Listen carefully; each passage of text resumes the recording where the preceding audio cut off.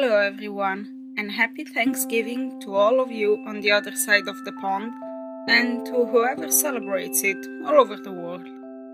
The classic turkey, family reunions, parades, football are just few of the many traditions nowadays. But on the first Thanksgiving, pilgrims sat down to share a meal with the natives. As history taught us, for the natives it all went downhill from there, secluded from society, and with them their history, traditions, and beliefs. So today I have dusted off for you 3 pretty creepy legends from Native American folklore. Enjoy!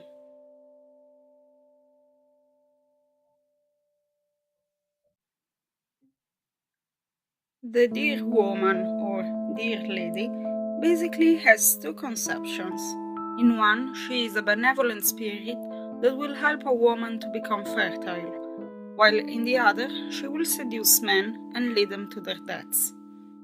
Usually, the Deer Lady is described as a beautiful woman with deer-like eyes and hooves, while other times she appears as an old woman or even just as a deer. Other legends say the top half is that of a woman, while the bottom is that of a deer. It is believed that after luring men, she kills them by stomping on them with her hooves, as she is the spirit of a woman who has been raped and killed, and is still seeking vengeance against every promiscuous man that will follow her, whether an unmarried man or an unfaithful husband. According to some traditions, she can be banished by chanting and using tobacco. In others, the love spell she casts upon men can be broken if they look at her hooves.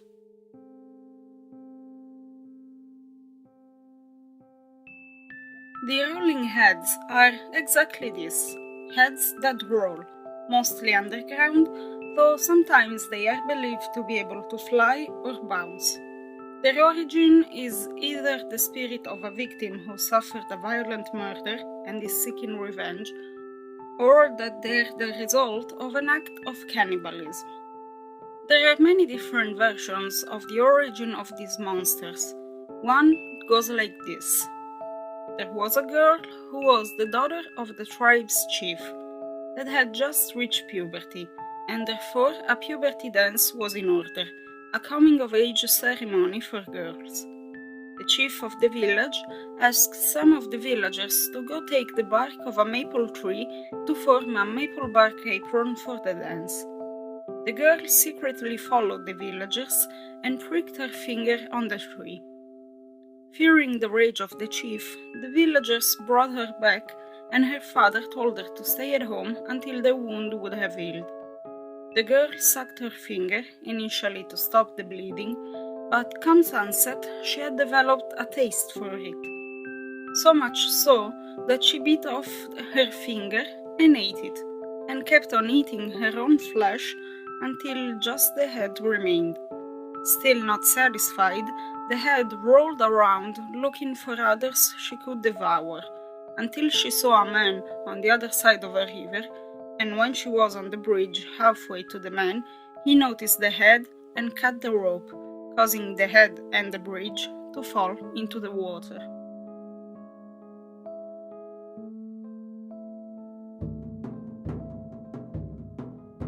Most likely you have heard of Skinwalkers before, especially if you're a horror stories fan. However, one of the most well-known legends is also one of the most mysterious. Skinwalkers are specifically from the Navajo folklore, and refer to a type of witch or wizard that can turn into an animal, usually a coyote, a wolf, a fox, or a big dog. Other times also an owl or a crow, but the name in the Navajo language, which I'll avoid even trying to say because I'd butcher it, translates to he who walks on all fours. The legends around Skinwalkers are uncertain, due to the fact that Navajo people are reluctant talking about this to outsiders, and those who dare to lift the subject reported that the Navajos brush it off as just stories, though they seem angry and or frightened when hearing the name. There are different theories explaining this reaction, one stating that, simply put, the Navajos don't talk about skinwalkers not only to non-Navajos, but solely to people they trust. Stories narrated by Navajos themselves, who talked or asked about skinwalkers when they were children, state that they were quickly shushed and explained that simply mentioning them can gain their attention and lead them to being targeted. Another theory is that of the existence of such creature is source of shame for all the Navajos. Why, you may ask? Well, as I've said at the beginning, skinwalkers aren't just simple monsters, but were once humans, Navajos who had powers. I say powers because in the Navajo culture there is a clear difference between magic, which is performed by shamans and medicine men, and used to do good, heal, bless, remove curses, and protect the tribe, and witchcraft, used to harm and generally do evil, hence referred to as witches or wizards. Once they have reached the highest of their abilities, those who want even more power are the ones who turn into skinwalkers, performing a taboo procedure of killing their own closest family members. It is said that once this extreme procedure was only performed in desperate times to protect the tribe against enemies, but like all powers, it was then abused by those who were evil and wanted supreme power. According to the legend, when in human form, skinwalkers were a pelt of predator animals, like coyotes, bears, cougars, and their eyes glow like animals'. Some alleged encounters with skinwalkers report that this is visible even during the day.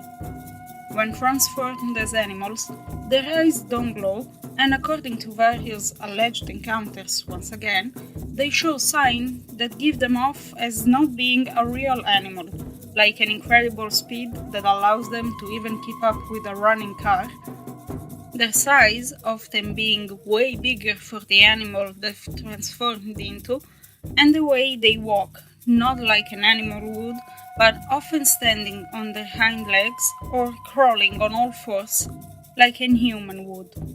Other aspects are human features, like a humanoid face or wide eyes, too big for an animal, and where the white is shown.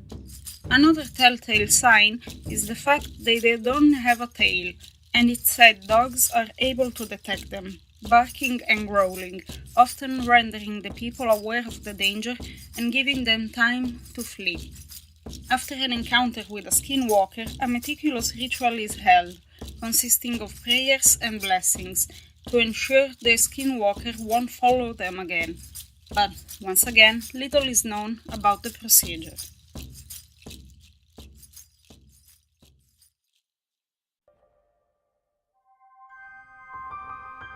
Hello, I am the Gothic Librarian. I hope you enjoyed this reading. If you did, please leave a thumbs up, a comment, share it with your friends, and if you haven't already, subscribe to my channel so you won't miss my next public reading. In the meanwhile, feel free to browse around the Gothic Library, and keep in mind that it's in the dustiest books that you may find the best stories.